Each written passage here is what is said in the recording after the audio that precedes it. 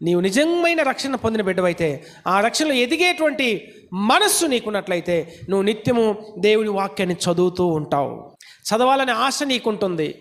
దేవుని వాక్యం ఎవరైనా చెప్తుంటే వినాలని ఆశ నీకు ఉంటుంది.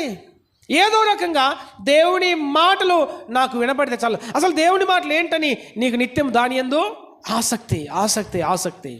కొందరు బైబిల్ చూస్తాం, బైబిల్ పేజీలన్నీ నలిగిపోయి ఉంటాయి. వాళ్ళ బైబిల్ పేజీలన్నీ కూడా నలిగిపోయి ఉంటాయి. అంటే నలిగిపోవడం అంటే దాని ఉద్దేశం బాగా వాడినట్టుగా కనిపిస్తుంది.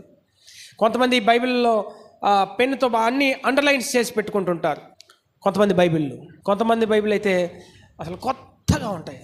కొన్నప్పుడు ఎంత కొత్తగా ఉంటాయో 5 సంవత్సరాలకు కూడా బ్రాండ్.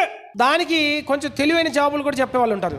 నేను బైబిల్ని చాలా జాగ్రత్తగా వాడుతాను అంటే జాగ్రత్తగా వాడండి, చదవనంత జాగ్రత్తగా వాడొద్దు.